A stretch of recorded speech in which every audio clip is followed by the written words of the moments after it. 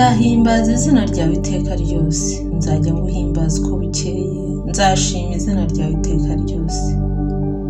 Uwiteka arakomeye ni uwo gushimwa cyane, gukomera kwe ntikurondoreka. Ab'igihe bazashimira ab'ikindi gihe imirimo yawe, bababwira iby'imbaraga wakoze. Nzavuga ubwiza bw'icyubahiro cyo gukomera kwawe n'imirimo itangaza wakoze. Abantu bazavuga imbaraga z'imirimo yawe iteye ubwoba, nanjye nzavuga gukomera kwawe. Bazibukiriza kugira neza kwawe kwinshi, baririmbe gukiranuka kwawe.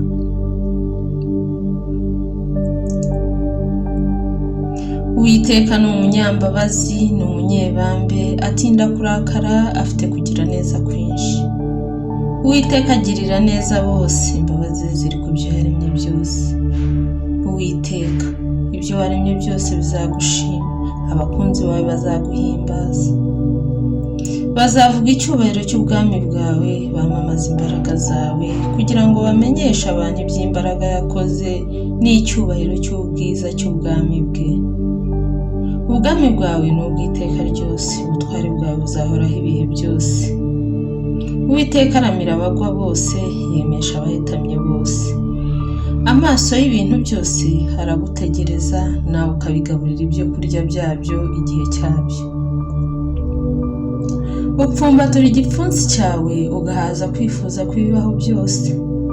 Uwiteka akiranuka mu nzira ze zose, ni umunyarukundo mu mirimo ye yose. Uwiteka aba hafi y'abamutakira bose, abamutakira mu by'ukuri bose. Uwiteka aba hafi y'abamutakira bose, abamutakira mu by'ukuri bose.